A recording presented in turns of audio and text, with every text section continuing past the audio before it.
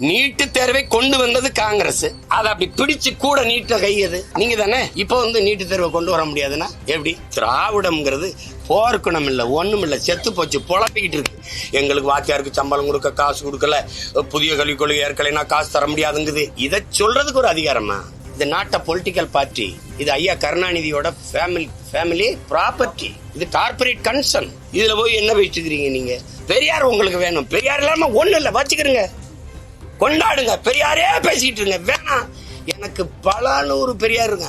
பெரியார் இல்லாமல் ஒண்ணும் இல்லை உங்களுக்கு, பெரியாரால் ஒண்ணும் இல்லை தமிழர்கள் எங்களுக்கு. இப்ப நம்ம கேட்போம், இதை நீங்க நல்லா கவனிச்சுக்கிறீங்க. நீட்டு தேர்வை உங்களால ரத்து செய்ய முடியாது.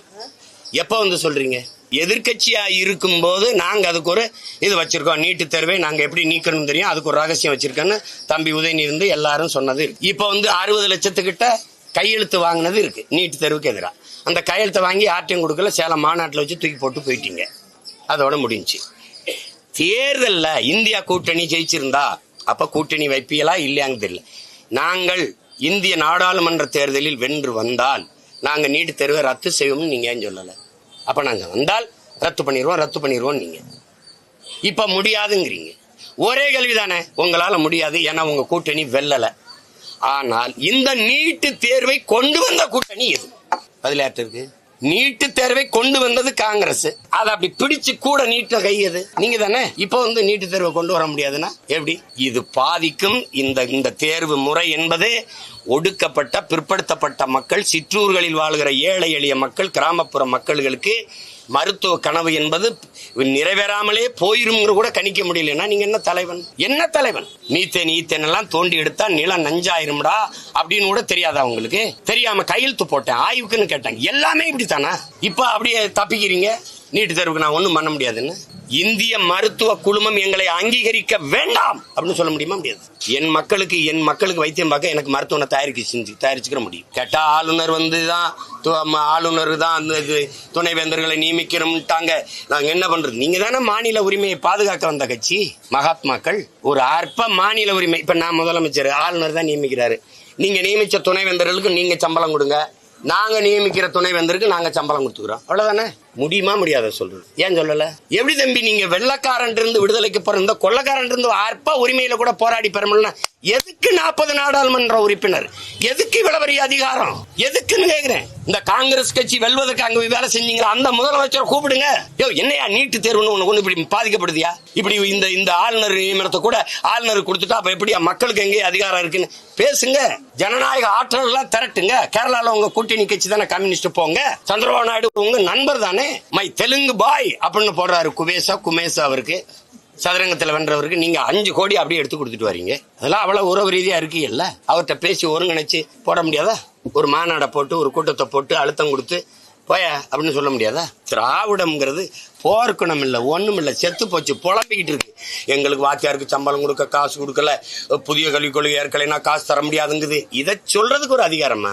கேவலம். இப்ப நம்ம இப்படி கேட்போம், பெரியாரை நான் இன்னைக்கு எதுக்கிறேன். பெரியாரை எனக்கு முன்னாடி அண்ணாவும் ஐயா கருணாநிதி அவர்களும் எதிர்த்தாங்களா? அமைதியா இருக்கக்கூடாது.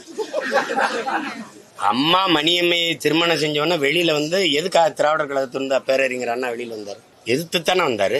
அந்த எதிர்ப்பை நீங்க எப்படி பாக்குறீங்க? ஐயா பக்தவச்சலம் முதலமைச்சரா இருக்கும்போது ஈவே ராமசாமி பெரியார்னு கூட சொல்ல, இந்த கிழவனை, இந்த பெரிய ஈவேராவை எதுக்கு தேசிய பாதுகாப்புல கைது செய்யாம இந்த அரசு விட்டு வச்சிருக்குன்னு கேட்டது யாரு? நானா வர எதிர்ப்பு ஒரு சூரியனை விட்டு வைக்குதா? எப்ப எதிர்கட்சியா கூட இல்லாம தோத்து போன சூரியன் அப்ப யாரு என்ன பண்ணிட்டாங்க? சூரியன். அதெல்லாம் சரி, சரி உங்களுடைய ஆசையை நிறைவேற்றுங்க, பாத்துருவோம். சூரியனை யாரும் என்ன சொல்றாங்க? சுட்டரிக்குமா?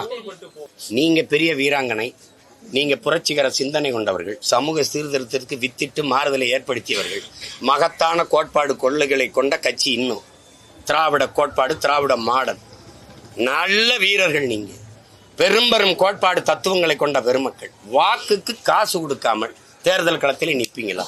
என்ன ஒண்ணுமே பேச மாட்டேங்கிறீங்க? கேள்வி மட்டும்தானா? நிப்பீங்களா? நிப்பார்களா? நான் நிப்பேன், நீங்க நிப்பீர்களா? ப்ராப்பர்ட்டி. இப்ப எங்க அண்ணன் ஆராசாவே பேசுறாரு பாருங்க. பெரியார் இதை தொடங்கினார், திராவிட கழகத்தை இதை தொடங்கினார், அப்புறம் அண்ணா அவர்கள் அரசியல் கட்சி ஆக்கி வந்தார். இப்போதைக்கு பெரியார் தேவையில்ல. காணொலி உங்களுக்கு அனுப்பட்டா? நான் உங்களுக்கு அனுப்பவா?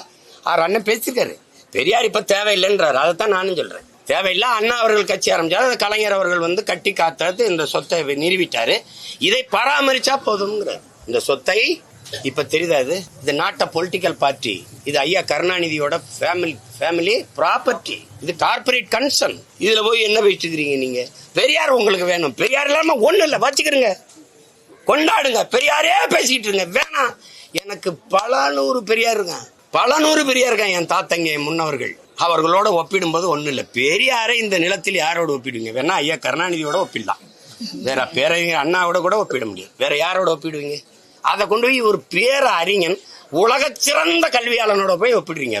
அவனுடைய பிலாசபி உலகெங்கும் ஒடுக்கப்பட்ட மானுட சமூகத்துக்கான சிந்தனை விதைச்சவர் இந்த நிலத்தில் என்ன அம்பேத்கர். எங்க தாத்தா ரட்டமலை சீனிவாசனா ஒப்பிடுங்க, கோட்பாட்டு அளவுல வாங்க பண்ணுவோம். என்னங்க எப்படி நீங்க பெரியார் நீங்க ஒப்பிடுங்க, பெரியார் நான் எங்க தாத்தா அவங்களை ஒப்பிடுறேன். அதனால அம்பேத்கர் கோட்பாட்டுக்கு இந்த பெரியார் கோட்பாட்டுக்கு எங்க பொருந்ததுன்னு பேசுவோம். 7000 வழக்கு கூட போடுங்க, அதை பத்தி எனக்கு கவலை கிடையாது. எங்களுக்கு பெரியாரால எங்களுக்கு ஒண்ணும் இல்லை, பெரியார் இல்லாமல் ஒண்ணும் இல்லை உங்களுக்கு, பெரியாரால் ஒண்ணும் இல்லை தமிழர்கள் எங்களுக்கு. இதான் எங்க கோட்பாடு. எங்களுக்கு பல்லாயிரக்கணக்கான முன்னவர்கள் இந்த மண்ணுக்கு மக்களுக்குமாக போராடி இந்த மொழி இன மீட்சிக்கு எழுச்சிக்கு தமிழின மக்களின் நல்வாழ்வுக்கு பாடுபட்ட மக்கள் இங்கே நிறைய. அந்த அடையாளங்களை நீ ஒற்றை முகத்தை வச்சு மூடி மறைக்க பாக்குறீங்க. அது இல்லை. ஆமாம், அந்த போராட்டத்தை நாங்க தொடருவோம், உறுதியா தொடருவோம். போராடுகிற அதிமுகவுக்கு என்னுடைய வாழ்த்துக்கள். நன்றி.